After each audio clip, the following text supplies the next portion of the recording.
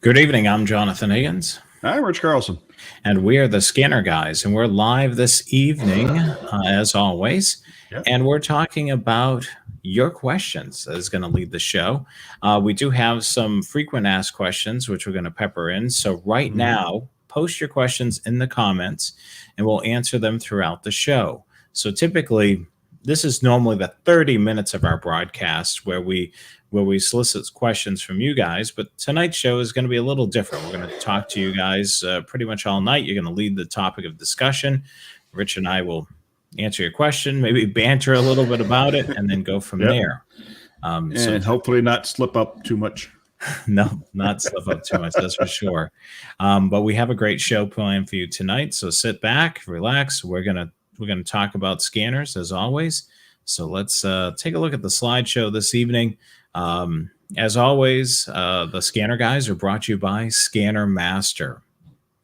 So let's take a look at the next slide. We can see that you can follow us on social media, Facebook, Twitter, YouTube, and Instagram at The Scanner Guys. Check out our website, thescannerguyshow.com. And you're watching us right now, hit the subscribe button and hit the bell for notifications as well. So anytime that we post a new video. While you're at our website, check out thescannerguyshow.com. Bookmark that website. You can check out our blog, sign up for our e-newsletter, shop our store, hats, t-shirts, coffee mugs. We have a tote bag. We have a hoodie now. So a lot of stuff on the website. You know, we've got the hat and the t-shirt, as you can see in the background with Rich.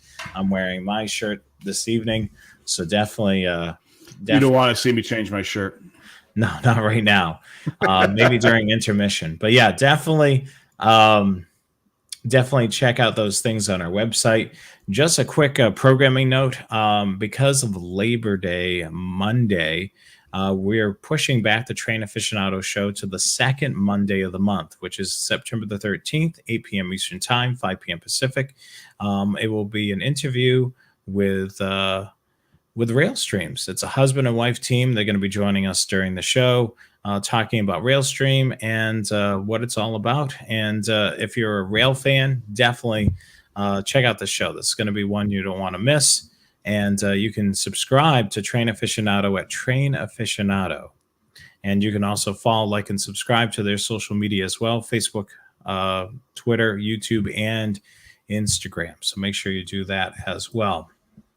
So we're at the main topic of discussion, Ask the Scanner Guys, and this is our September edition of the show.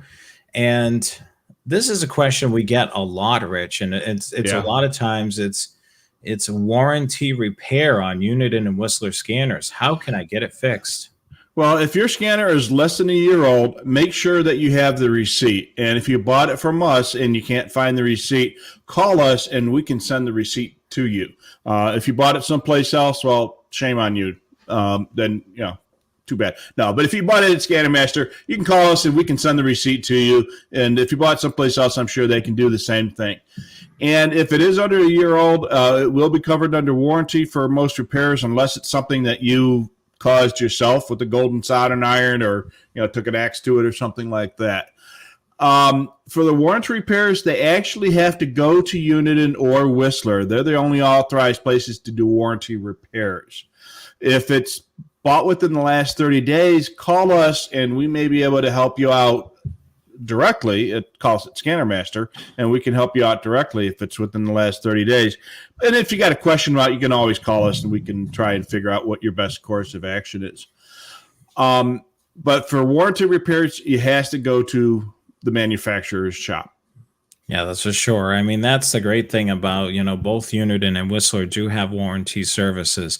But if you purchased it, like Rich said, in the last 30 days, give Scanner Master a call. If you purchased it from us, as for any other company, who knows what their policy is. Yeah, exactly. But, that's one of the benefits of working with Scanner Master, our sponsor, because they have a telephone number where you can reach a live human being in this country. It's not going to a call center where somebody's reading off a screen. Yeah. It's going to someone right here in the United States, and that's the awesome thing about, working with Scanner Master. And you can always reach them at 1-800-722-6637. That's 1-800-722-6637. We'll have the telephone number up at the end of the broadcast as well. And we got a great comment from one of our viewers on this. When you send the scanner in for repairs, check with the company that you're sending it to, either Uniden or Whistler, and find out what they need you to send and what not to send.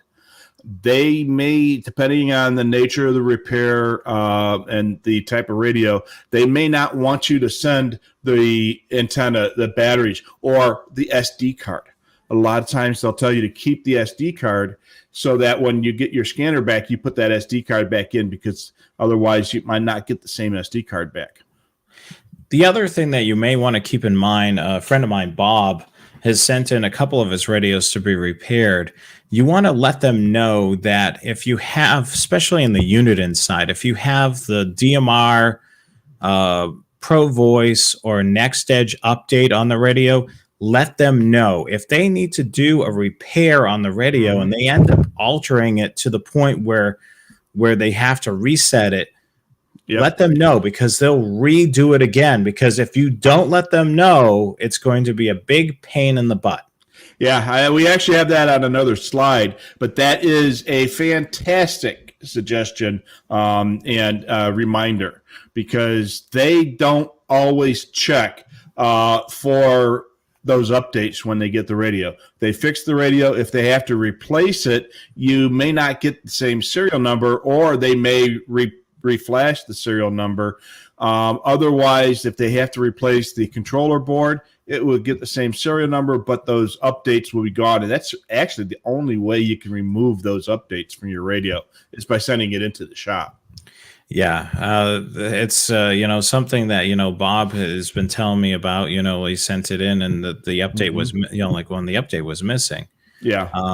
We had a customer that went through that. He sent his radio in, and they replaced the controller board, and he needed to get the keys for that, which we had added to the Scanner Master had added to his radio, and we were able to go to our files and get the keys and resend them to him. And we got him all fixed up, but it was a little bit of a process. Yeah. And the other great thing with you being upfront, telling them about these updates, you're putting that on their radar, and they can verify it before they work on your radio. As long as it turns on, they could say, yep, he's right. He's got this activated, this activated, and this activated, if you got all three. So definitely, that's something to definitely keep in mind. Let's take a look at the next slide here. Here we go. What do we do when the scanner is out of warranty? Which this tends to happen. A year goes by pretty fast. You're enjoying your radio. There's some issues with it. What do you do? Well, several options. Uniden will make repairs to their scanners, and others will also make repairs out there.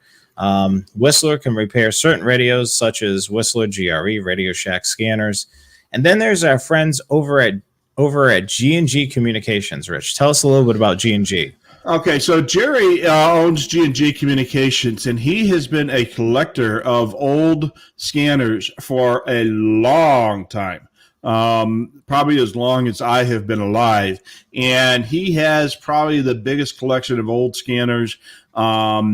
And he buys a lot of old scanners for parts, and he is probably the only guy who has a lot of parts for older scanners, or parts for a lot of older scanners, depending on which way you want to say it. But if he doesn't have it, it probably can't be had. Yeah, so that's a great place, to be able to, like if you've got an older vintage scanner, he may be the best to be able to do it. And Ken's commenting, he still has a lot of crystals, as well. So if you're in a pinch and you're definitely looking for crystals, I mean, that may be a good source. We actually get that call quite a bit about asking about crystals. There are some places that still make scanner crystals, or at least they were a couple of years ago. I don't know if they're still around. It was Bomar and International Crystal Manufacturers. I don't know if either one of them are still around, but They were the last places I know of that made scanner crystals. So hopefully G&G has the one that you need. All right, so Brian King wrote us a question here. He has 4 radios. He's got quite a great collection. He's got the SDS 100, the 200, the 996P2, and of course the world famous Unit and Bearcat 125 AT. He's looking for another. Which has not yet been discontinued. He's looking for another portable radio. Which portable would you recommend? You've got a good collection there. You've got the SDS 100 in the portable, the 125 AT, and a 996P2. I mean, if you wanted to do... I'd probably go with the 325 since he's already got a matching portable to his SDS 200, and he's got an analog portable. I think the 325 would be the next logical one. He can go with a 436, but that's basically an SDS 100 with a black and white screen and not quite as good simulcast. The 325 matches up with the 996 very well. You know, it can be cloned back and forth. It's basically the same radio in a different form factor. Yeah, it looks like even I think one of the many Joes. Yeah, it looks like Joe M said, you know, the 325 also. Dale, which was a guest on the show, said the 325 as well. And Chris is commenting as well. He says he loves his 325. So there's a lot of love for that particular radio. I mean, it's compact, it's small. It's, you know, it's the same size as the 125 AT, which everybody knows because we talk about it so much. Oh, yeah. And if you've got cases and chargers and stuff for your 125, they all fit the 325. So, yeah, I mean, it's not as small as the thin scan radio, that's for sure. No, the 4.6 thin scan. Ken also chiming in with the 325. So definitely a lot of love for the 325. But yeah, let me just look here before we return back to. I think we all convinced him that the 325 is going to be his next one. And the nice thing about it is it's in stock at Scanner Master, which these days is saying something. Yes. But let's see here. It looks like we got some interesting weather out there. Mike is reporting 2 tornadoes have touched down in Southwest Virginia, both Category 2s. Now, this is a great opportunity if you have a NOAA weather radio to monitor these so you can get alerts. A lot of times you may not have the TV on all the time, or you may not have the radio, AM, FM radio for broadcast on all the time. This is a great device to be able to to hone in when there is an event going on. Or, Rich, as we always mention on the show, if you've got a scanner that you're not using all the time, you could set that for the weather alerts as well. Yeah, absolutely. We don't recommend buying a scanner just for weather alert, unless it's something like a PCT-15X, which is an affordable one. We actually had a customer bought an SDS 200 and was using it entirely as a weather alert radio. And he could have gone to Wally World and bought 100 weather alert receivers for the price he paid for the SDS 200, but he has more money than brains, so go for it. But if you've got a scanner that is suddenly surplus, or you're somebody like me who has a bunch anyways, use it as a weather alert receiver. You can also do weather priority if you're using the scanner for other stuff. When there's weather going on, I put my 536 in weather priority. I acknowledge that it's going to cut out every few seconds to check for activity. But, we get, during monsoon season, we get flash flood alerts out here. And it's gone off. It went off a couple times the other day when I was in the car. Yeah, even John's reporting some bad weather in New Jersey as well. So definitely, if you've got one of those receivers, we don't stock it at Scanner Master, like just a normal weather alert radio. But that's definitely something that you may want to consider in your shack if you're not going to either have one of your older radios serve as that, or you just want to just have one particular radio dedicated to that. I would certainly strongly recommend one of those. And what do they go for? About $30, I think. You can get them for dirt cheap. When I was on the, before I retired from the police department years ago, our fire department gave them away to any resident who wanted one. So you could walk into the firehouse and walk out with a brand new weather alert receiver. I got 2 of them in my garage, and so check with your local fire or emergency management agency. They might even give one. Yeah, and even Kevin's reporting in Pennsylvania some crazy weather through there as well. Yeah. So, I mean, we're of course in hurricane season, so you got to keep that in mind that we're going to be getting a lot of strange weather. Even though it goes inland, it becomes a tropical depression, and it raises a lot of havoc with the weather and such. But yeah, it's such a crazy thing. Staten Island reporting some rain as well. So a lot of check-ins involving the weather this evening. Yeah. Well, we actually had rain here yesterday. We got about 18 drops, which out here is a big deal. When it rains out here, everybody goes out and gets their cameras out and takes pictures of the rain because it doesn't rain so often out here.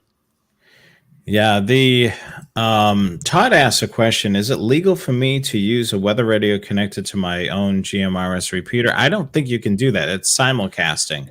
Yeah, when you get into cross-service patching like that, you're asking for trouble. I don't know if it's specifically illegal to do that, but it certainly would be frowned upon, and especially if you have other users on that channel. With that being said, if it's a local repeater, single site type of thing, I don't think anybody's going to bother you. Yeah, but the other thing you can do is you can, put out to your, like if you have a, like a group of individuals that's on this repeater system, you could put out a general broadcast saying, for XYZ County, we have some severe weather coming in. Please tune in to your local. Yeah, as a general broadcast, so people are aware that tornadoes are in the area. Whether they're monitoring your channel by two-way radio or by scanner, at least kind of give people a heads up. Yeah, if you go down 2 comments, Jason, he says that the weather alert is nice, but when that goes off on the unit and scanners, it just about knocks you out of your shorts. You're right. My wife can hear those weather alerts. They're so loud. And if you know my wife, you know how amazing that is. It's crazy. They are really loud. Yeah. The other cool thing, if you have an older Uniden Home Patrol 1 that you're not using, that's got a great screen for weather alert. I mean, because it's got the touchscreen display, it'll show the particular counties that are affected by it. It's just a really good, if you have an old Home Patrol 1 that you're not using, that's a great addition to the shack to be able to put it back in there and use it as a weather alert radio. But yes, as Jason said, it will scare the crap out of you.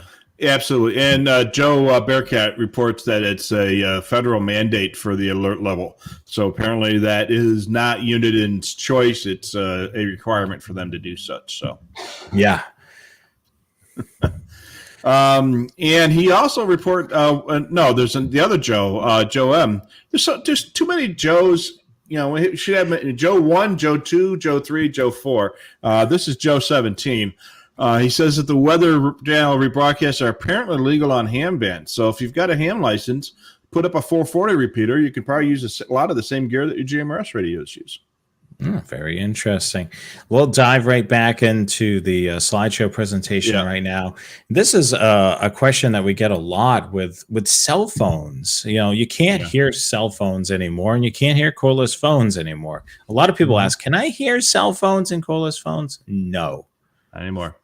So even if you have an older scanner that is modifiable for the cell frequencies, at least in the U.S. and Canada, none of those frequencies can be heard on a scanner any longer. Even the older scanners that were modifiable for that, they use different technology and different protocols. And there's a couple of them. There's GSM and there's various other protocols that the cellular phones use these days, and those protocols are not included on any scanner because they're not used for a regular two-way radios. So there's no reason for them to be on scanners. And I'm sure the government wouldn't allow it anyway. Cordless phones, same kind of deal.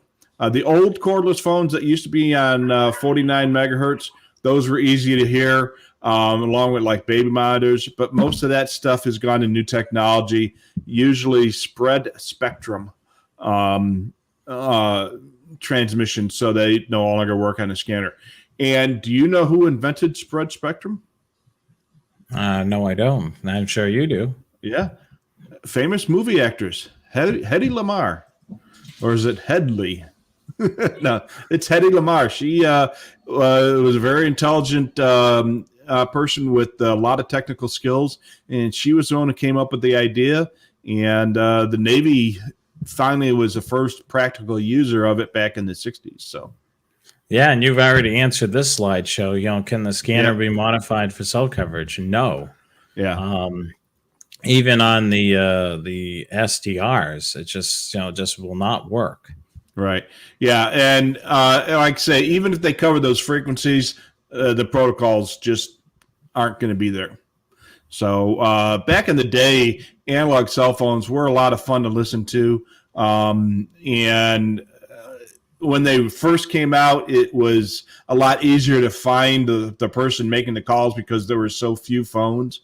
Often you can scan the input frequencies to get the guy ahead of you, in the car ahead of you when he was on his phone, but those days are gone. Yeah, good thing there's only one Charlie. Oh, I'm sure there's more than one Charlie out there, Charlie.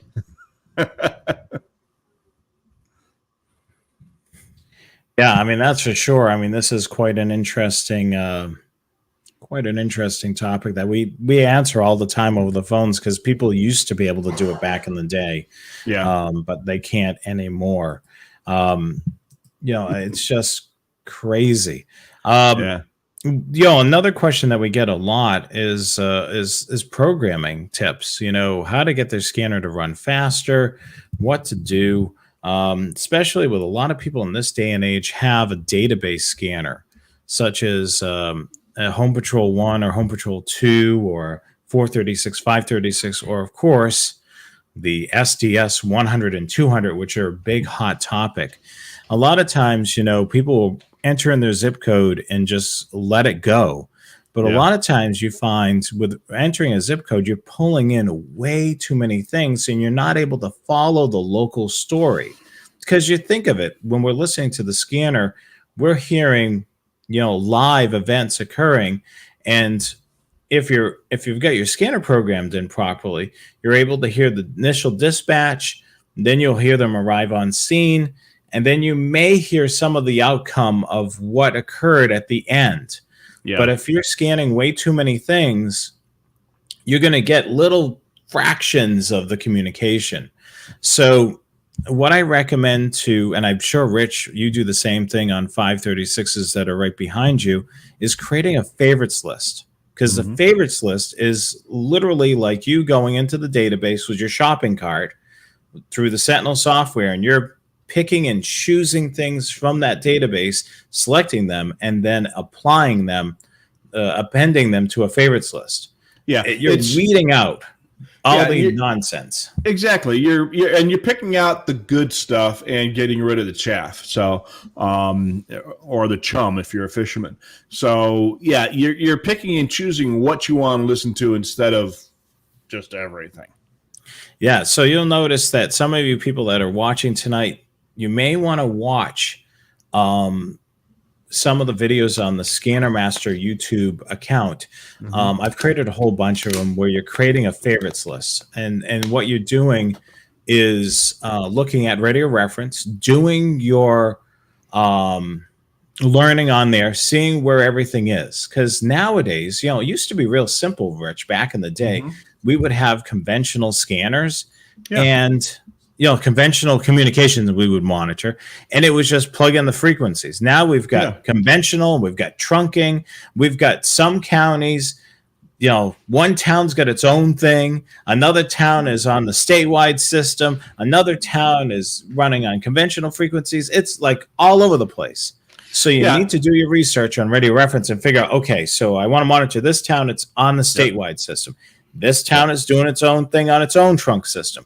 This town is still using analog conventional channels. So exactly what we got here. My town is on a regional system. There's towns on the other side of the valley which are on a separate regional system. The county's on their own system. The state's on their conventional channels, but also has its own trunking system. So it's crazy these days. It's a lot more complicated than it used to be.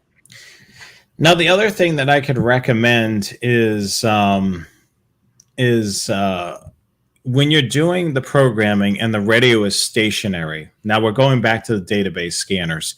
For instance, big trunk system like the Viper system that's here in North Carolina is going to have a whole boatload of sites.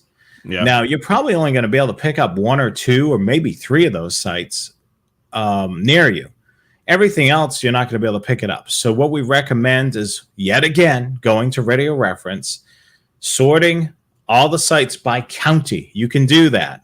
You can sort out by clicking on the top. You can press that tab on the database, and it'll sort all the sites by county.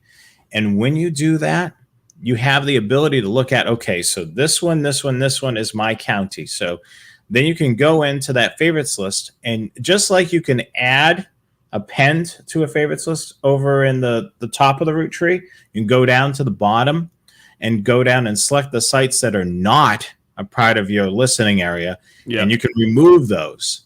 So that's what I would recommend doing. The reason behind that is you've gone through all the trouble and you weeded out all the talk groups you don't want to monitor. Let's weed out some of the sites, because what's going to happen with your unit in radio, it's going to check site number 1, site number 2, site number 3, site number 4, site number 5, and it's just going to keep going. This way, you put in the handful of sites, and it's going to go bang, bang, bang, and then it's just going to go bang, bang, bang real fast. So these are some really cool tips to be able to keep in mind. In that topic of discussion, we slide right into SD cards. Now, these are something that's new to the hobby and still somewhat new to a lot of you. The first radio that had an SD card was the Uniden Home Patrol 1. And that really opened up the door. We saw Whistler develop a radio with an SD card. And look at this now. 436, 536, SDS 100, and 200. There's been a slew of radios. And we get tons and tons of questions. And that old pesky SD card error will pop up every now and then. Yeah, it does. So there's a lot of reasons why your SD card could be corrupted, or it might even be missing. That was a call we had on Monday. A guy bought a scanner at a tag sale, and it didn't have the SD card, and he wanted to know if buying an SD card update from us would fix that issue. And yeah, it sure will. You and I developed this product. We realized that we could do the programming on a SD card based scanner here and then send out just the SD card. So there's no reason to send your expensive radio back and forth in the mail or the UPS or what have you, or Pony Express, which I think is probably faster than mail these days. And, we just send you the SD card, and it was like, wow, that's going to work. And we tried it. Sure enough, it worked like a champ, and now it's one of our best products.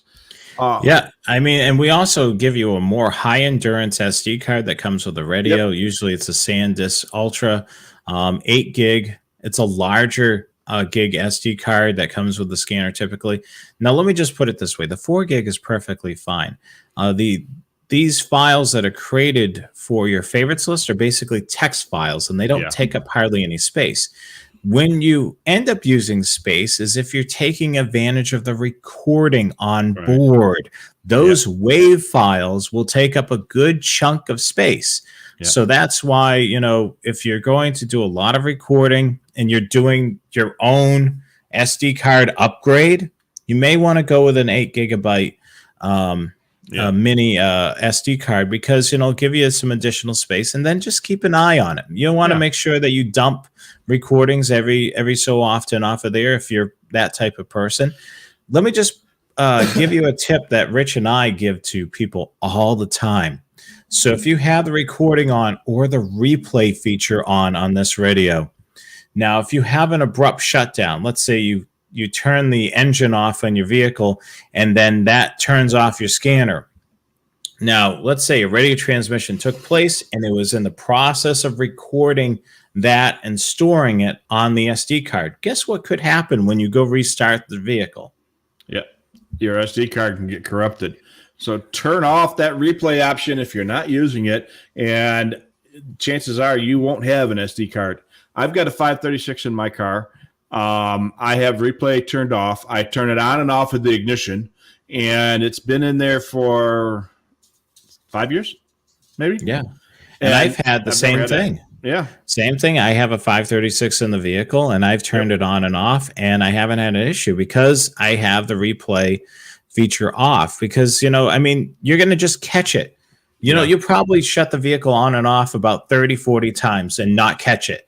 And then you'll do it one day and you'll catch it when it's starting to save and it goes. Yeah.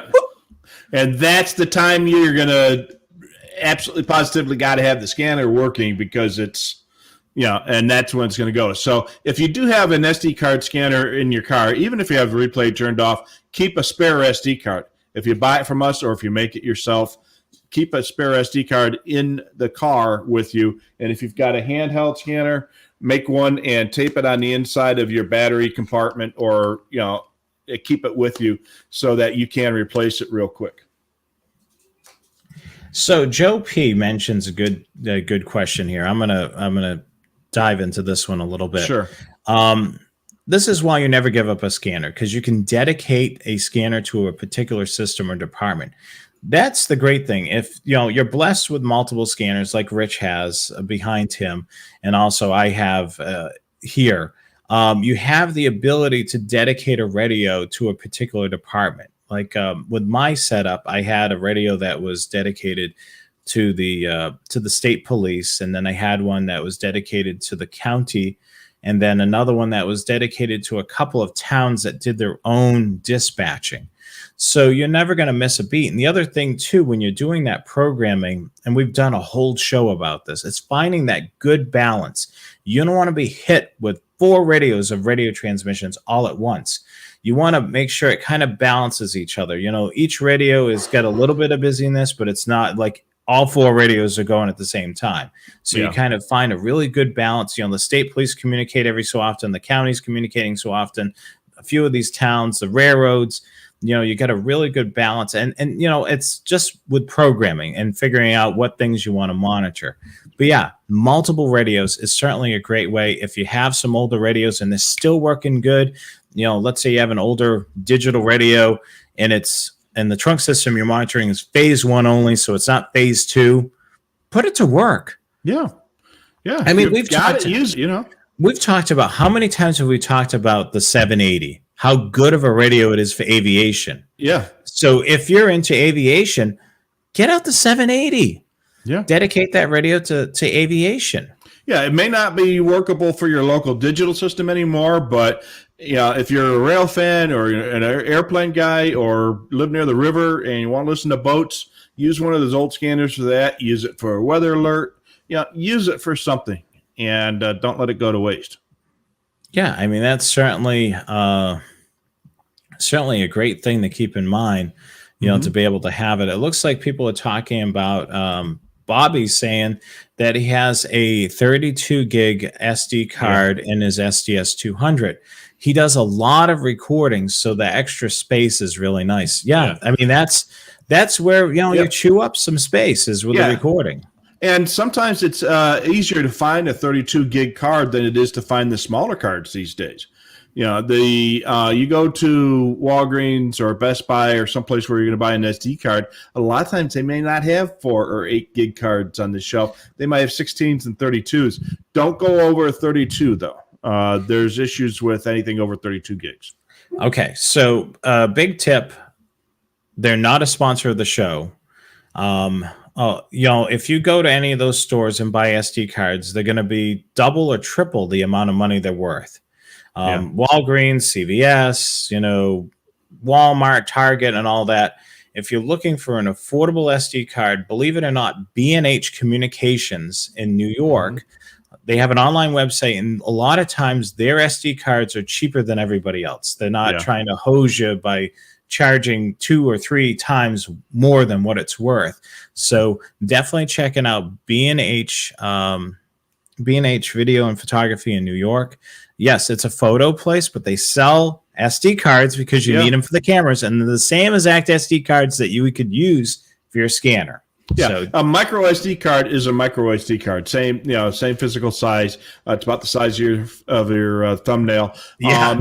And they and like I say, it's the capacity, and make sure you get the good brand name, the SanDisk, a known brand. Stay away from the unpronounceable names that you might find on those cheap websites and stuff. Get a known brand and make sure you know the source where you're getting them from, so you're not getting a counterfeit card.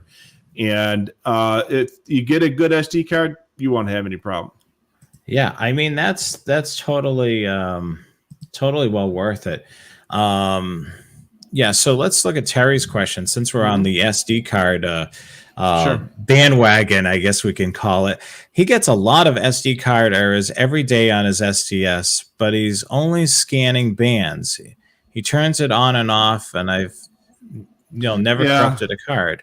Well, if he's getting an SD card error, there's one of two things. Either the card is not seating properly in his SDS, which is a physical problem with the slot or the holder. If it's an SDS 100, it's got that little metal clip that holds it down. Make sure that's nice and tight.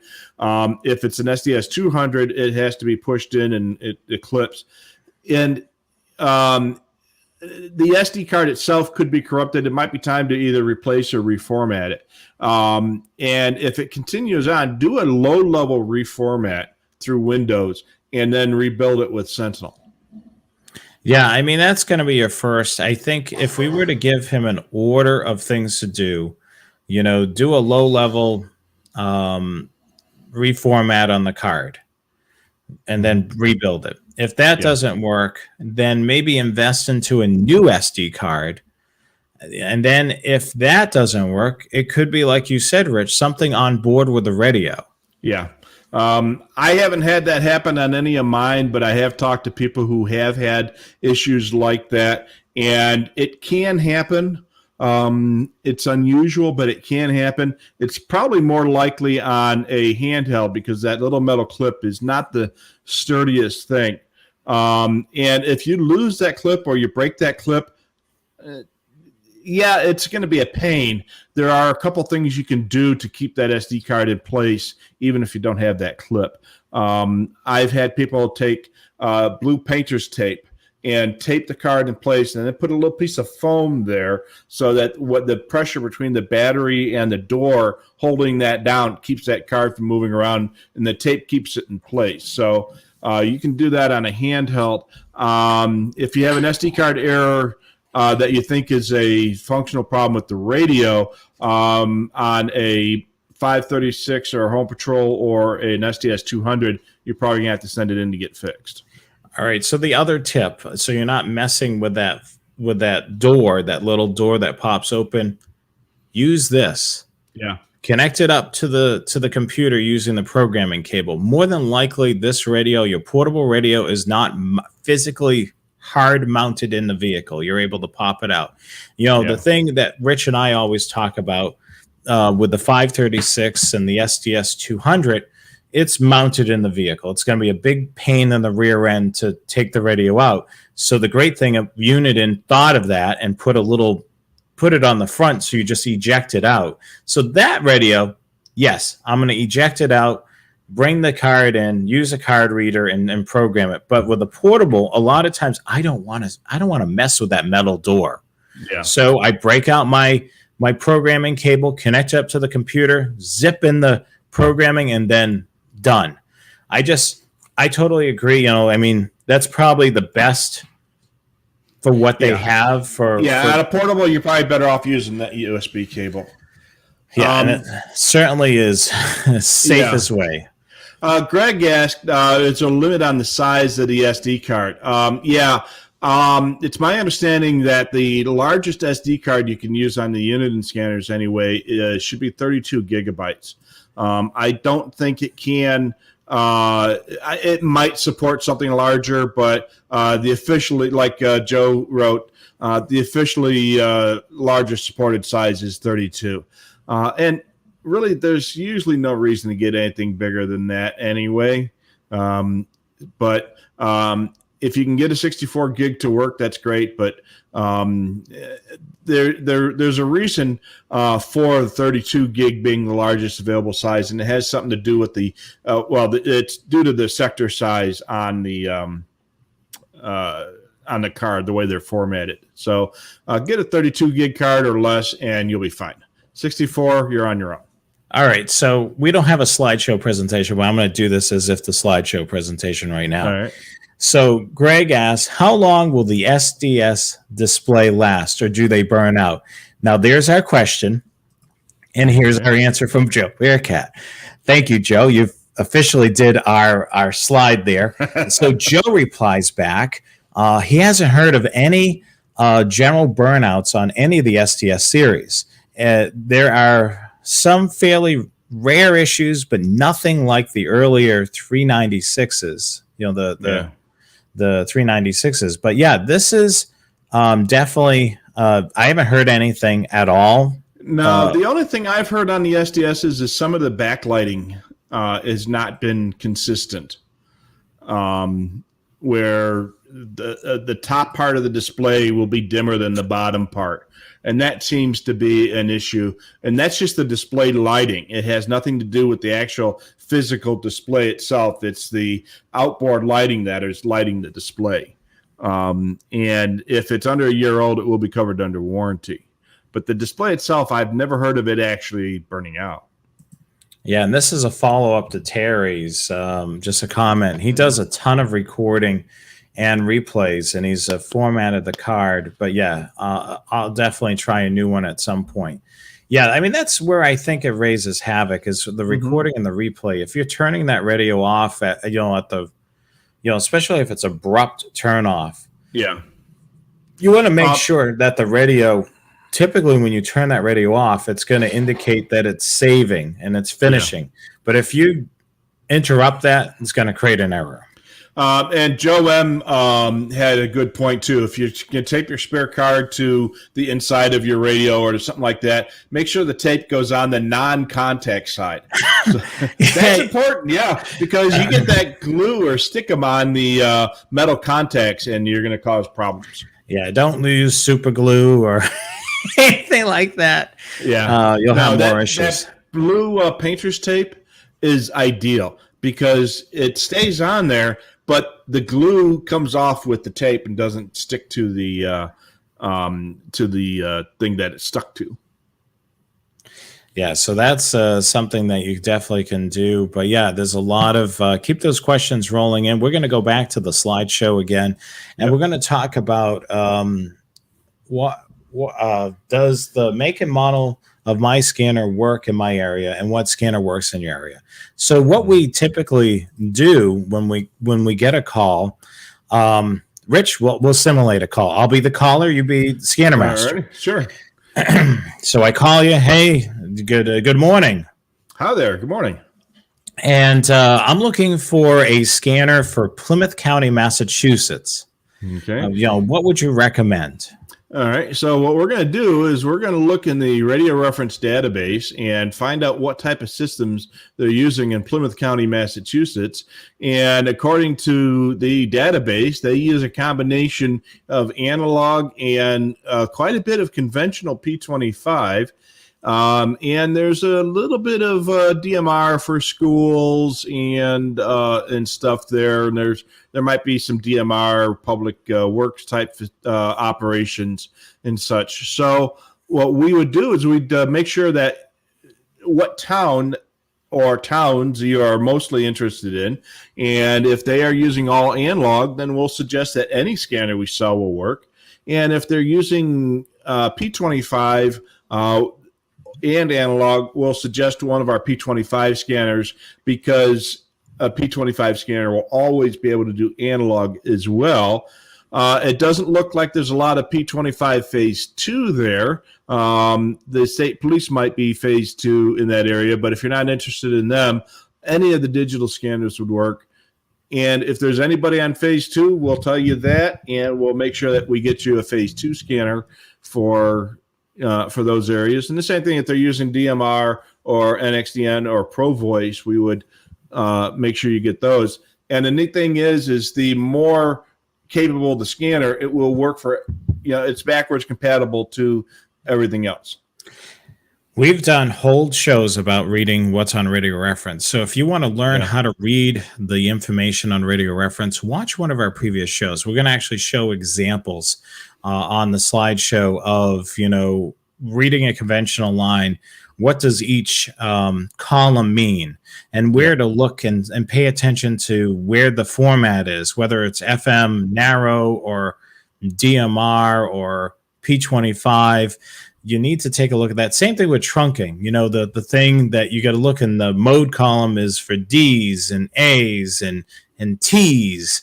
Those will indicate what type of a system they are. And we have a whole show for it, for reading radio reference. So not only you can give us, like if you're not sure, you can give Scanner Master a call and say, hey, I'm looking to get a scanner for XYZ area. Can you suggest it? And that's what we're going to do. We're going to look at your area just like Rich did. And then he's going to ask some questions of you. He's going to ask, are you really interested in this town? Because are you just interested in Plymouth? Yeah. And then he's going to look at, okay, just Plymouth, you need this, this type of scanner. But if you're looking to monitor the neighboring town, you may have a neighboring town that's running P25 conventional. Yeah. Or you may be interested in the state police, where they're eventually going to go in Eastern Massachusetts to digital.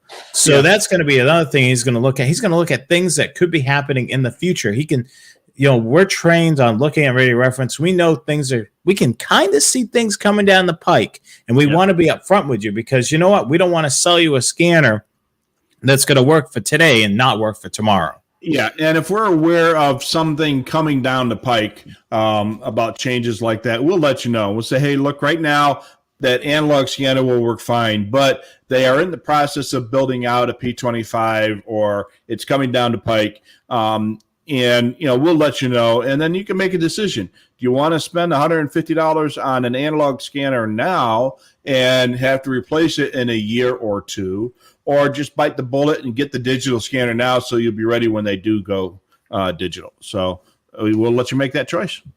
Yeah, I mean, that's a great thing about, calling us. We sit on radio reference all day long. And we're also, we're aware of things going on because we're talking to people day in and day out. And we're talking to people on the phone, some people that work on the other side of the radio buying equipment, and they may give us a heads up. Hey, just so you know that eventually, XYZ County is going to digital. So we have that in the back of our mind. So when somebody calls, we know, hey, I've heard, your county could be going digital soon. Right. Yeah. Do you really want the analog radio, or do you want to get a digital one? Yeah, absolutely. So we have a pretty good inkling on what's going on. And between you and I, we probably spend more time on radio reference than any two people in the country. So. Yes, that's for sure. Dale asks a great question. I know he knows the answer to this, Dale. Yeah. Can I get a scanner that works on encryption in my area? No. No. Ain't gonna happen, my friend. And I think we have a slide on that coming up. Yeah, so that's definitely, Dale, you know the answer to that, and that's virtually impossible. Let's we kind of talked about this a little bit with ham radio and GMRS and all that business. Can I listen to ham radio on my scanner? How about GMRS, FRS, and MERS? Yes, you can. Yeah. Yep. So ham radio, a lot of this stuff on ham radio you're going to be able to hear, but not everything. If you have a scanner, an analog scanner, chances are you're going to be able to hear 10 meters, 2 meters, 440, 220 on analog operations. And probably about 2/3 of those operations are analog FM, and you should be able to hear them. If you have a digital scanner, you'll be able to hear the hams that are using P25. But what's really popular these days for ham radio operators is DMR. So definitely you want to get a DMR capable scanner if you're going to be monitoring that, or if it's a unit in radio, make sure it's capable and get the DMR upgrade. Yeah, absolutely. And P20 or GMRS, FRS, and MERS is all analog right now, so that won't be a problem. And apparently, CB radio is going to be allowed to use FM coming up pretty soon. So CB has been AM and single sideband forever, and now apparently they are going to make FM legal. A lot of people have already been doing it on CB these days, but apparently it's going to be legal coming up pretty soon as as the rules are promulgated by the FCC. And the weather. Yeah. So, but yeah, I mean, will we see P25 on the CB or DMR or that? I wouldn't imagine. And DMR, P25, and other digital modes are not legal on GMRS, MERS, or FRS. Are there people that are doing it? Yeah, but it's not legal there. And Dale's also reports 920 megahertz. Yeah, there are some users of 900 megahertz on ham band, but a lot of that is very point to point. So you got to be lined up because you're using very directional antennas. But there's some guys that are doing that, but it's relatively rare. Yeah, Stephen mentions, most of Ohio is P25, so it's pretty easy to decide what scanner he wants. Yeah, and so many of the local agencies in Ohio are using the state P25 system. Same thing with Michigan, same thing with Illinois, and Minnesota, and Colorado. Those states have these big, huge statewide systems that a good chunk of the county and local operations are using as well. Yeah, and Chris reports, looks like a Tuesday, the county, Ingram County is going on the digital system. So that should be interesting. It'll be interesting monitoring when they switch over. There's going to be, as always, hiccups. Oh, yeah, always is. So definitely, Chris, if you're within range, listen to them because that'll be interesting. Yes, arthritis can definitely be pesky with that door that's in the back. Yeah, one of these. The programming cable. Yeah, if that's the case, use your programming cable. You're going to be a lot better off with that. So, yeah. So let's see here. What's this? Joe giving out a pro tip here. Put the scanner upside down so the clip resets against the edge of the battery compartment. Then slide the card into the clip, flip it over, and then the card slides in right. Yeah. Okay. So on my SDS 100,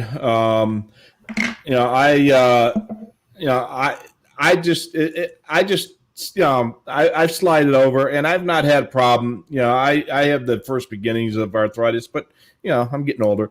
But the SD card actually comes out pretty easy. The hardest thing I have is getting the card into the little notches on that metal clip.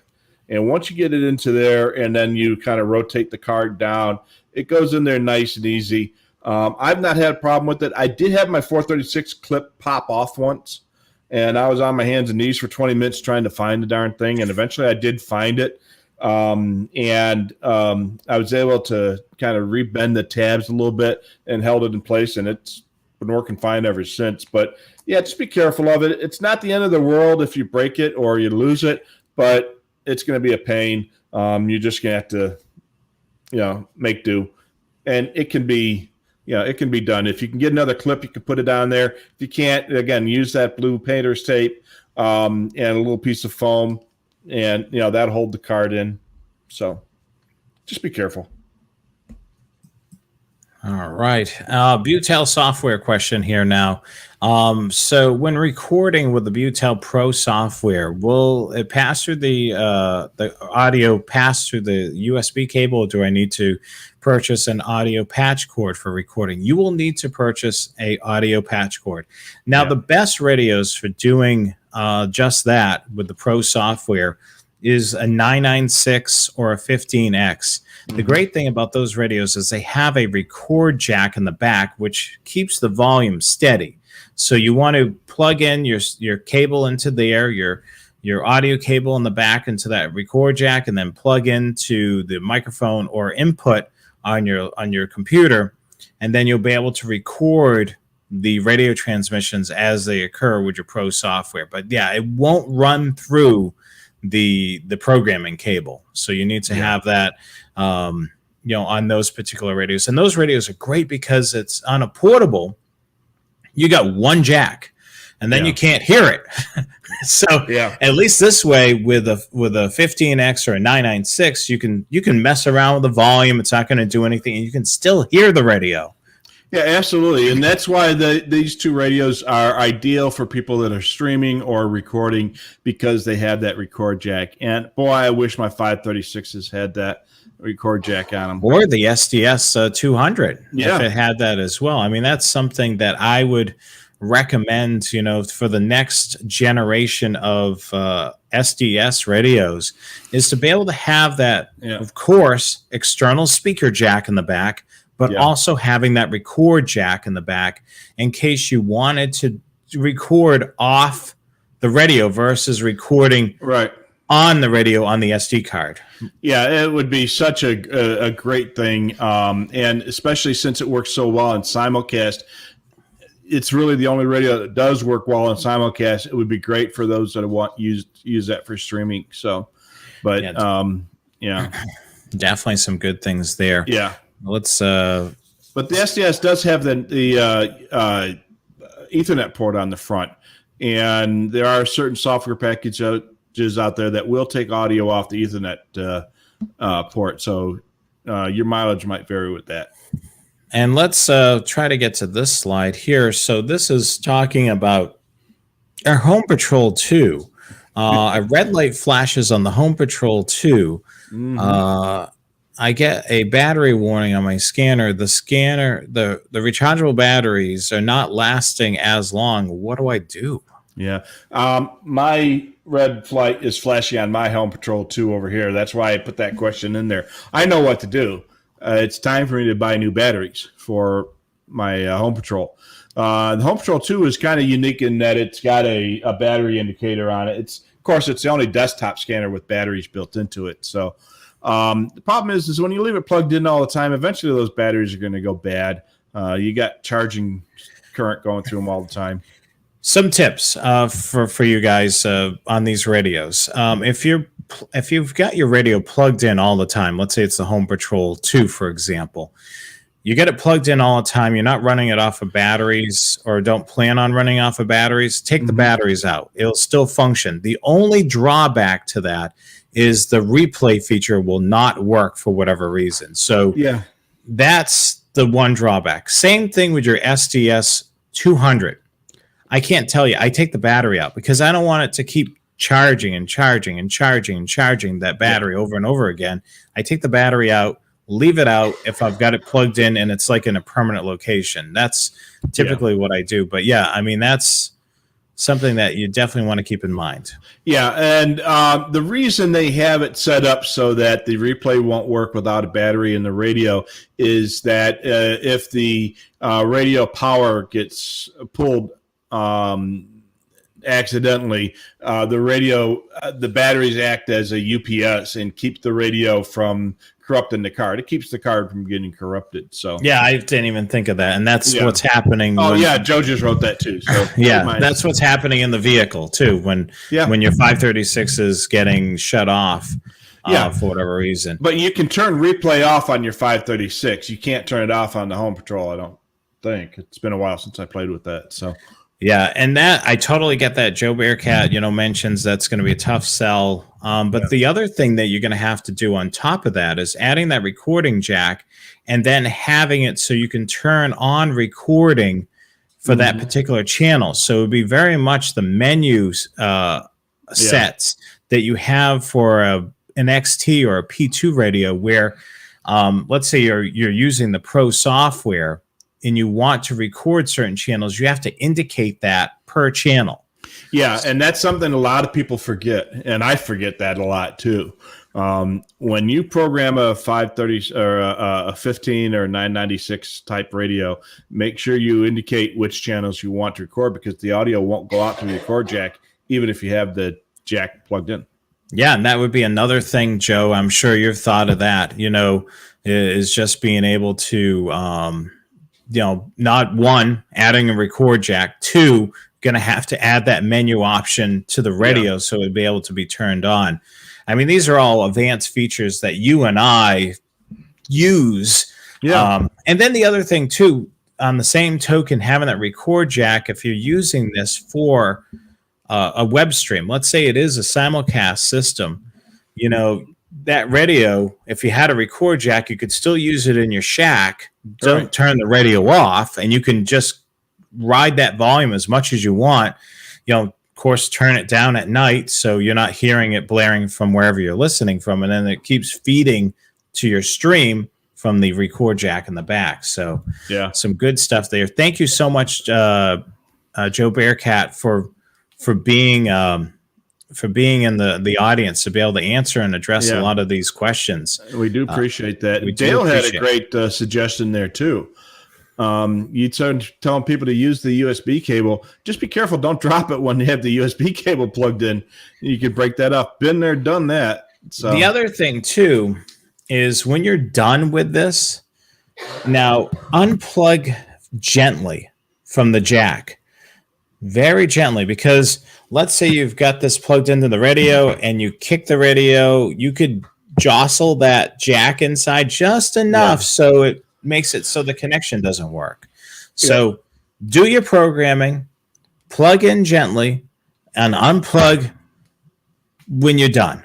Yeah, absolutely. So, and like I say, anything plugged into a handheld radio can get damaged if you drop the radio. I had a 436, and I dropped it getting out of the car, and of course, it landed right on the antenna and sheared the antenna jack right off the top of the radio. And I had a USB cable.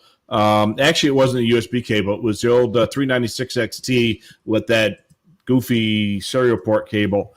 And I busted that connector up and had to get sent in for repairs. So just be careful when you're doing that. That can happen. So, Joe, the great, this is another Joe. We've got so many Joes. Joe M mentions about buying an aftermarket cable with a 90-degree angle. That is great because it allows it to look. Let's say if you're using this in your shack and you've got it propped up on one of those Spectrum Force mounts. You don't have this sticking out the side. Sticking out the side. You've got it. You get that angle, and it looks really clean and looks really nice. So definitely good suggestion, Joe M. And I've got that on my Home Patrol 2, which charges off of USB, and I've got that in the desk, so that goes down and then it goes back, and you don't even notice the wire there. If it was coming in on side, it's going to stick out, and it's a pain. So, that's a great idea. Use those 90-degree bends. Yeah, definitely. Good suggestion, everybody. Let's continue on. Now, we get this question a lot, and it's concerning Butel software. I bought ARC blank, blank, blank software, and I've lost the product key. How do I get them back? Now, there's a couple of things with this. If you purchase the CD, it's going to be inside the jacket of the CD. So if you get rid of the case and the CD, make sure you keep the jacket because it's got the key 1 and key 2. Now, keep in mind, if you purchase this software from Butel or anywhere else that sells the software on CD, that is going to be your only record of that. So photocopy, email it to yourself, do whatever you have to do to store it.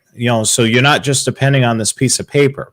Yep. Now, if you purchase a download from Scanner Master, I can't talk of any other company, but if you purchase a download from Scanner Master, we have a record of it through our infrastructure, through our ordering system or e-commerce site, where we're able to look for your key and we're able to send you the key again.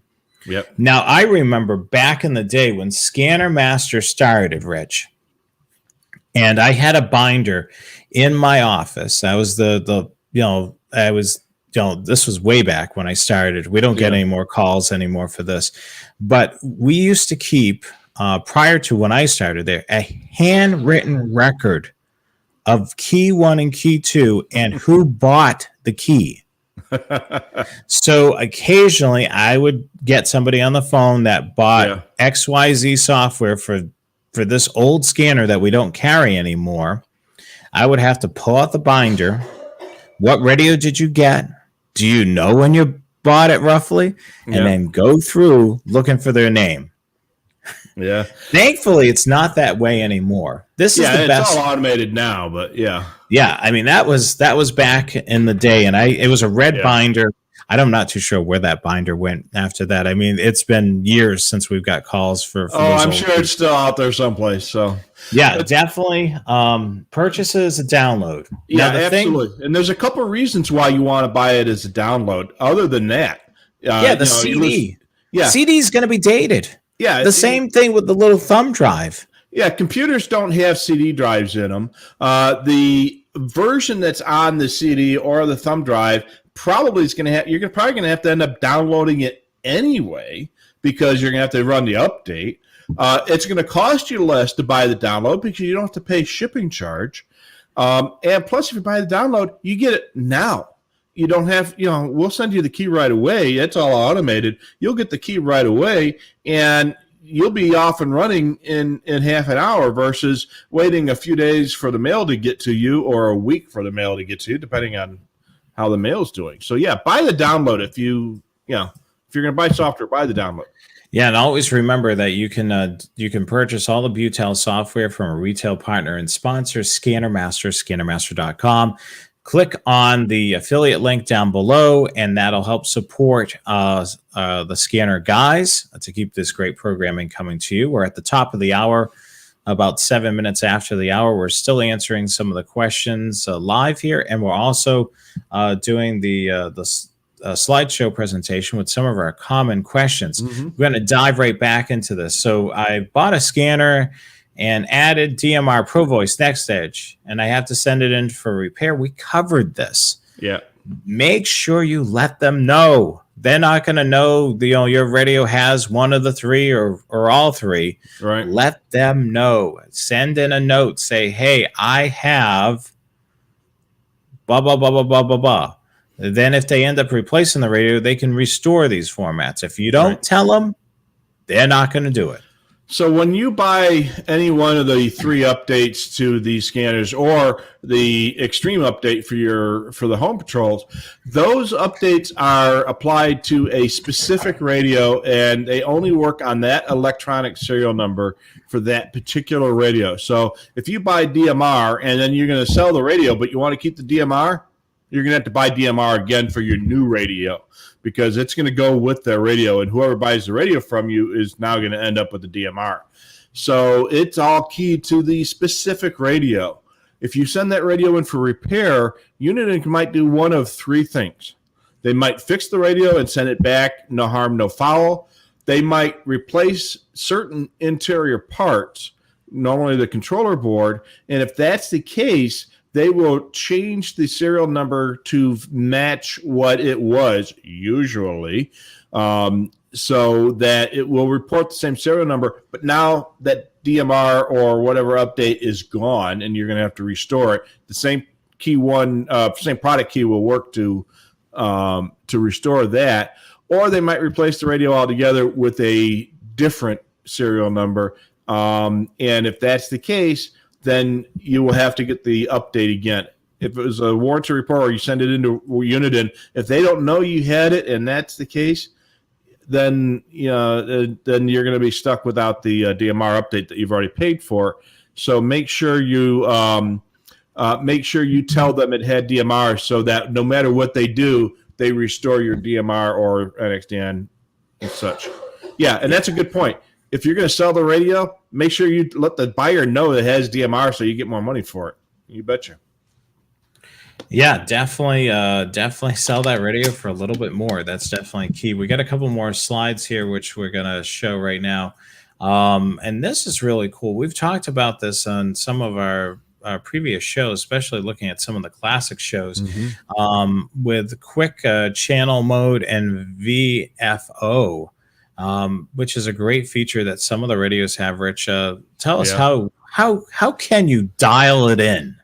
Well, VFO mode, variable frequency oscillator, that's a term used for a lot of ham radios, or you got one of these big receivers where you can just twiddle the dial to get to a new frequency.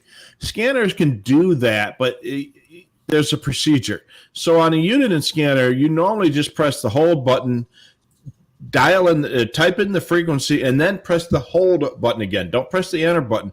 Press the hold button the second time. So on a 996, you press hold, you type in the frequency, and then you press hold again. The radio will go into what's called quick search mode and go directly to that frequency. So, Mayberry Police is on 155.25, and you just want to go to it quickly. You don't have to go and reprogram a channel. You just press hold, 155.250, and hold button again, and you're there. Same thing with the database scanners, like the 536 or the STSs. You press the channel button, then the frequency, and then the channel button, and it'll bring you right to it. It also works for trunking talk groups. If you know what the talk group number is, you can just dial the talk group number and then channel button, talk group number, channel button when you're in a trunking system. The way the radio knows that it's a talk group is that there's no decimal point. All right. Let's dive back into the comments again. And I think that was our last slide. We got one more left. This is a good suggestion or tip that Dale mentions. His ARC 250 CD is safe, and it's in a good place. Yeah. So when he runs out of rooms, the jewelry goes out of the safe, and he puts his new CDs into the safe. Yeah. So at least it's. He's got priorities. Yeah, I mean, that's a good place to keep that. We oftentimes talk about food on the show, and that's a topic of discussion. We've talked about it even on the Train Aficionado show while rail fanning.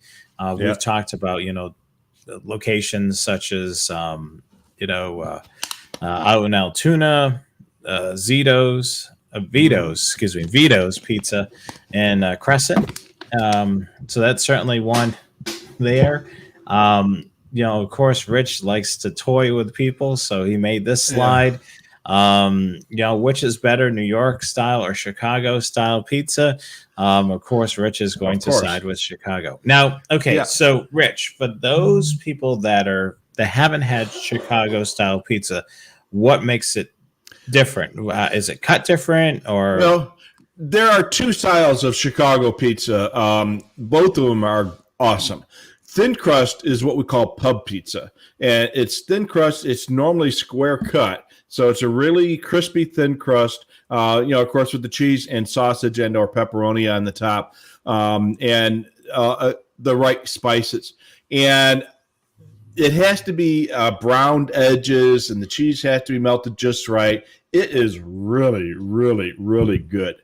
And then you have the Chicago style deep dish pizza, which is about this thick, and one slice will make a meal. It is really, really thick. You go to something like Lou Malnati's or one of those other famous Chicago pizza places, and you get one of those thick things pizza. It's almost impossible to eat it with by hand. You almost have to use a knife and fork, which I know is sacrilege. But you cannot beat Chicago style pizza, whether you want thin or thick. Okay, so the cutting of the thin crust pizza. So it's very much like the brownie tray. So some people Hmm. are going to get edges, and some people are going to get middles with no edges whatsoever. Yeah, yeah, and some people I like the edges. I prefer the edges, and if I had a choice, I would take an edge piece every day, and especially the corner piece, which is usually about half the size of a standard piece because it's the corner piece, so it looks like a triangle and a small triangle, and those are my favorite because you've got more crust per ounce on that, and for me that's great. Now my wife, she prefers the middle pieces without the crust on them. Well, that sounds like there's a perfect balance. She'll go Yeah. around the edges, she'll go in the middle. Yeah, and if you're from Chicago, you do not fold pizza. That you can tell a New Yorker because they'll have pizza sliced in a pie, okay, and then they'll pick it up and then they'll fold it in order to eat it. No, no, no, no, no. Well, That's do not you right. know why it's like that? Because New Yorkers are always on the move, so they have to eat and walk at the same time. Yeah, yeah. So it Well, in sounds like Chicago, we can't do that. We can't walk and eat at the same time. so you need to sit down and eat this meal versus Yeah. grabbing a pizza and walking down, Broadway in New York City and just go in there. But yeah, I mean, I'm getting a lot of people saying, of course, Chicago Mhm. or all pizza's good. I mean, there's all types of different things. I mean, there's Yeah. tons down here.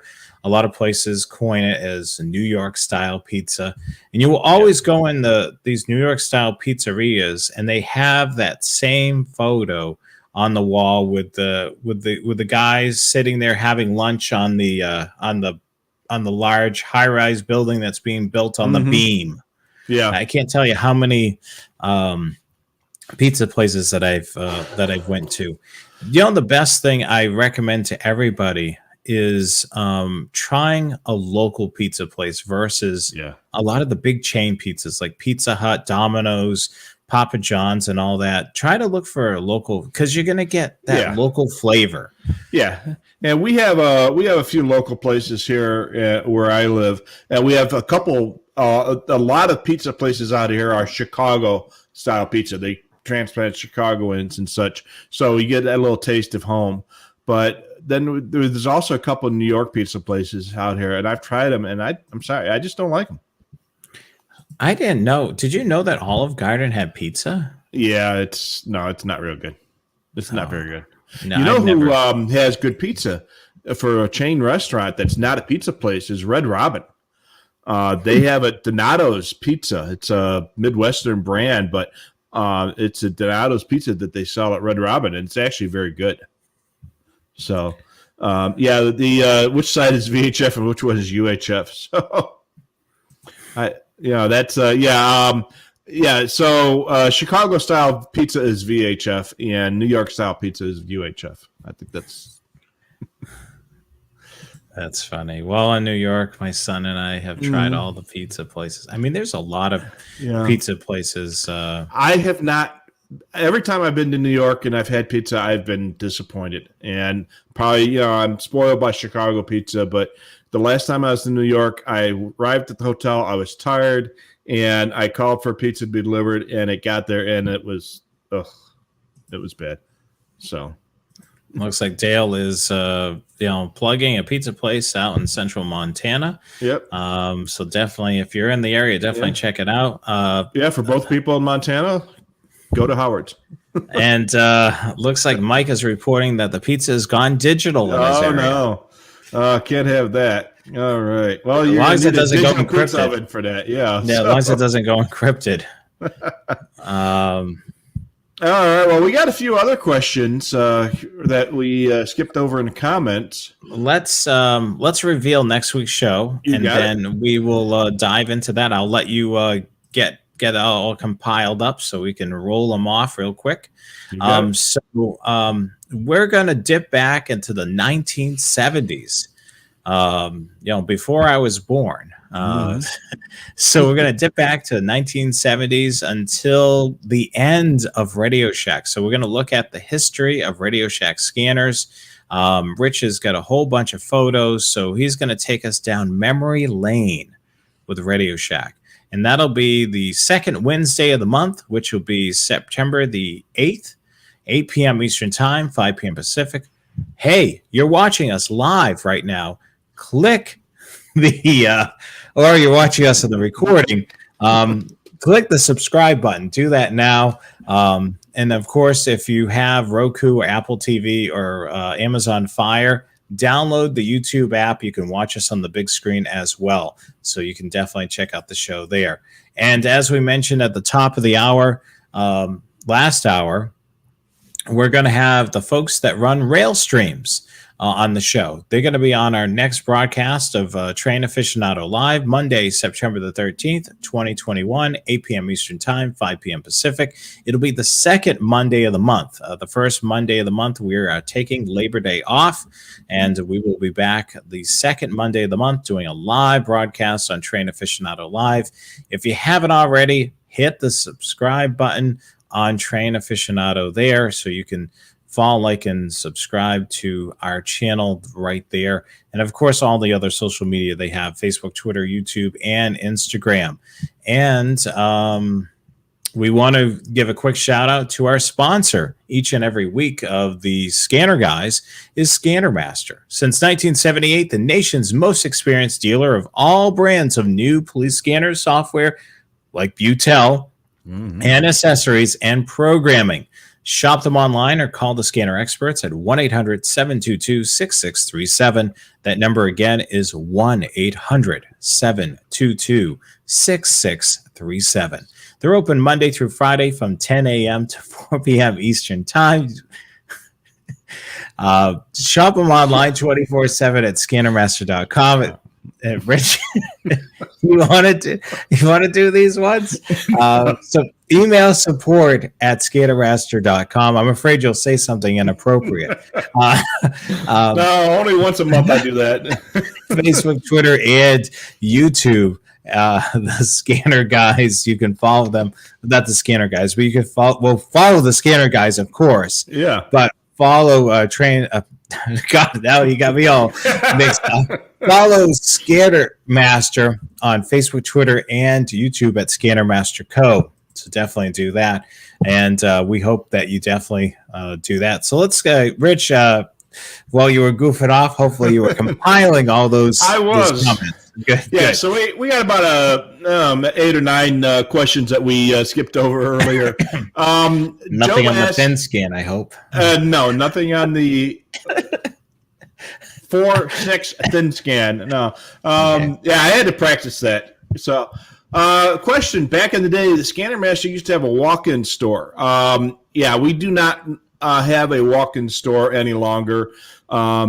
We moved across the street to a newer facility. We don't have the space for a walk-in store, and there just wasn't enough walk-in traffic to. And plus, the person that used to handle all the walk-ins is now 12 hours away, so it'd be kind of hard for me to be able to help you at the office. Yeah, absolutely. So, yes, I have changed things around again. I'm not sure if it's gonna. Yeah, give it a week. It might change back. I don't know. I'm torn. I'm trying to con the wife into let me move the TVs from that wall to this wall, but we'll see if she how she's gonna go for that or not. And Bill William Anderson wrote earlier. He's got an SDS 200 that's got bad sound. How good should the sound be? So the sound on an SDS is going to be as good as, or if not better than any other scanner. Am I going to sell my own stuff? Yeah, there you go. Maybe. Check your local weather station on your SDS and see how the audio sounds on that compared to another scanner. If it sounds poor, you might have blown the speaker. Might need to be repaired. Scanner Michael lost his SDS 100 stock antenna. Do we carry those? Yes. We do, but I think they're probably out of stock. We do have a couple aftermarkets. I like sir, something out of stock. Oh yeah. Well, these days that's par for the course. But yeah, the Remtronics 842S. works great on an SDS 100, and I like it. I'm very happy with that antenna. So if you can't get the stock antenna, the 842S will work on your SDS 100, and it works great. I use that all the time. In fact, it's on there right now. Yep. If they let's see here, if they replace the unit with a new electronic serial number, how do you get the update key for your records? So we were talking earlier about sending a radio back for repairs, and when you've had the SD, DMR, or NXDN updates on your radio, you can ask for that ask for the product key if they send you back a radio that has a different electronic serial number. Make sure you ask them for that product key for your own records. You probably don't need it, but the other thing you might want to do is check on your my.uniden.com for that radio and see if it's listed there.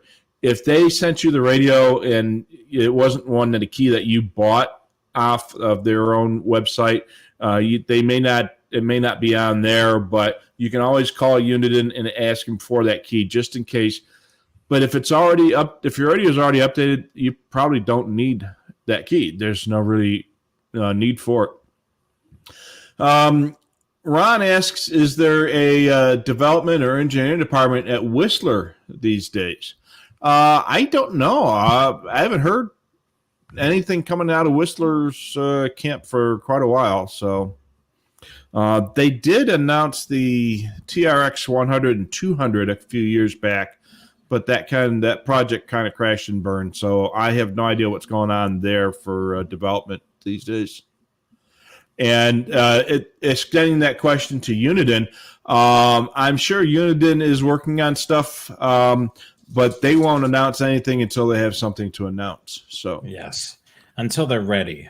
Yeah, until they're ready. So who knows? I mean, we're always joking about the Home Patrol 3 and the SDS 5000 or 5,000 or 6 million. Oh, with the automatic pizza maker. Yeah. Yeah. So James had a question. If you're running close call on a scanner with no upgrades, will the scanner still hit on the frequencies but may not be audible, or will it pass right over them? They've always got something in development. But anyway, if you're running close call and you get a close call hit on a mode that the scanner is not capable of, it will still display the frequency, and you might hear some digital hash or noise, but obviously it won't decode it. So if you pick up a close call hit on a DMR or an XDN or a Pro Voice frequency that your radio is not capable of, you'll just hear some digital noise, or even close call hit on P25 on an analog scanner. Danny's got an SDS 100, so he asked, should I keep the replay off? He never takes it out of the house. So if you're not using the replay function for what it's intended for, going back to listen to conversations that were in the past, there's no reason to keep the replay on. And by turning the replay off, you lessen the chance of corrupting your SD card should the radio lose power impolitely, as they say. Well, the thing is the manufacturers are actually making I can't do. I was going to try to do it serious, saying that they're making scanners that are able to capture radio transmissions before they happen. Yeah. That's the SDS 1000 coming down further down the pike, where they're going to be able to hear the conversations tomorrow, so you can play them back today. So, time travel on the scanner. Brought to you by Uniden.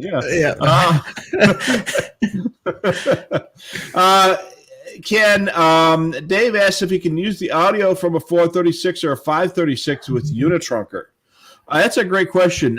So for those that don't know what Unitrunker is, it is a program that decodes data signals from trunking systems and uses that to either log or display the information that's happening. And also, if you have it set up properly, you can control a second radio to follow a trunking conversation. So it's basically using your computer to track a trunking system versus doing it with your radio. It allows you to log that stuff. Somehow or another, you have to get the audio into the scanner. Some scanners will support the ability to do it through its computer connection, like the 530, the 996s, in the some of the other scanners. I don't think that works on a 536. It doesn't transmit the proper data on the USB port. So for that, you're going to have to use a discriminator tap. So if you're going to be running Unitrunker, you might want to look around for a 996, and because those do work on that. And specifically, a 996 XT is what I use for a Unitrunker. Just an update. I haven't seen any comment from Joe Bearcat denying the development of hearing radio transmissions from tomorrow today. So yeah, could be in the works. Could be in the works. You never know. So,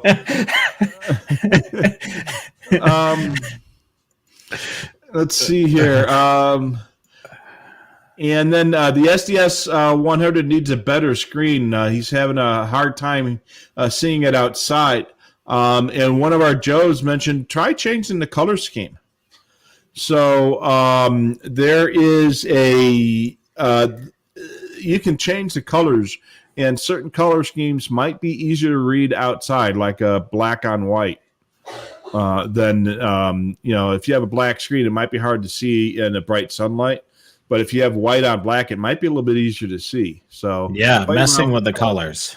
Yeah, and you can always change it back if you don't like it. Yep, it's not permanent. Yeah, got a couple more here. Glenn says if he creates a statewide favorites list, flavor list, yeah, favorites list, and he turns location control on those favorites lists, and he sets his location by a GPS, is the scan speed impacted if he leaves all the sites on in the list? Yes.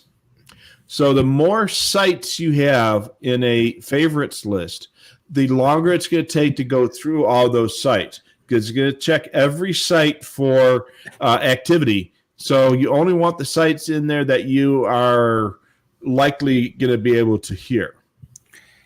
Okay, going back to hearing transmissions today, Joe Bearcat reports, and I love Joe, it's in early development or engineering.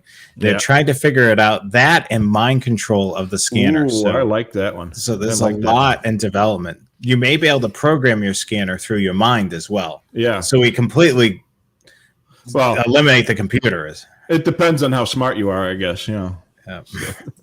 You look at radio reference and it automatically goes to the radio. Automatically. Yeah. And it's like the cone heads, Okay, and Texas RC newbie asking, he listened to DMR on the BCD 325P2. Yep, you can, but you have to buy the DMR update. The 325 and the 996s are capable of doing DMR, NXDN, and Pro Voice, as are the 436, 536, and both the SDSs. And Doc Brown could have had a 796 and recorded something in 85 and played it back today in 21. No, we're talking about playing something in 2022 right now. Oh, so, well, now you're jumping a year ahead. Then that's going to make more work for Uniden, because we were just talking about the day before. Oh yeah, well, yeah. I mean, if you're going to go the day before, let's go a year in advance. It all depends on how much memory the scanner has, and memory's getting cheaper these days. So put a couple terabytes worth of storage space in there, and maybe you might be able to get next year. Yeah, and then you have to switch it from MP3. Those WAV files are so big. Do a more compressed audio format, and you should be able to work it. You betcha. So, And that is it. Now we do get a whole boatload of comments. Quantum scanning. I like that. That's what we're going to call that's yeah. the scanner name right there. All right, very good, Chris. Chris number 17 there. That's great. We do get hundreds of comments. We had a lot of comments today. We do read each and every one of them, but we just don't have the ability to read every one of them aloud. So we'd be here through tomorrow. So we'd have to have that scanner that can listen to tomorrow today. Yeah, that's for sure. I think YouTube's probably working on that for YouTube videos. Yes. Quantum scanning, a very good name. We love that. Let's see. Is there anything else? Nothing better than turbo scanning. Yes. Yeah. Let's put some horsepower in that scanner. That's for sure. Yeah, you betcha. So, yeah. Thanks for the advice. Yeah. Well, hey, that's why we're here.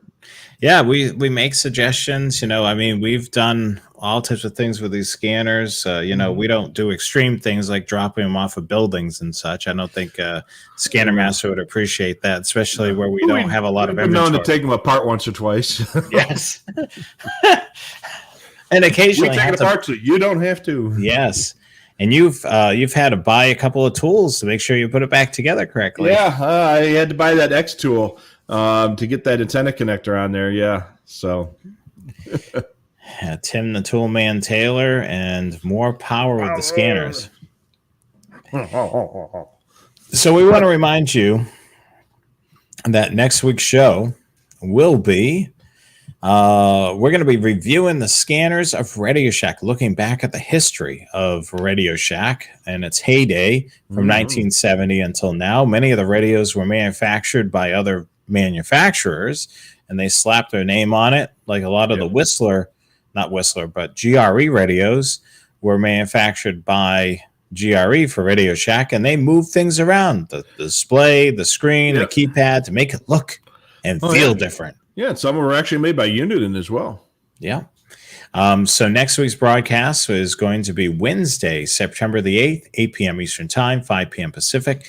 Watch the show live on YouTube. If you're a smart TV user and you got Roku, Apple TV, or Kindle Fire, you can download the YouTube app and watch the show there as well.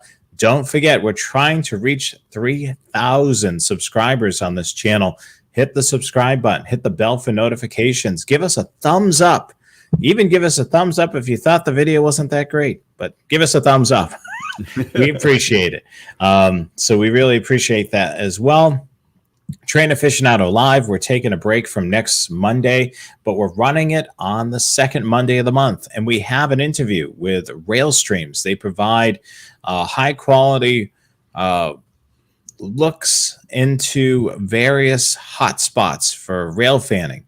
They have a great app on Roku and I believe on Apple TV as well. You can download the Railstream app and you can watch their free cameras on there.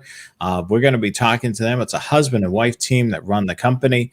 That's going to be Monday, September the 13th, 8 p.m. Eastern Time, 5 p.m. Pacific.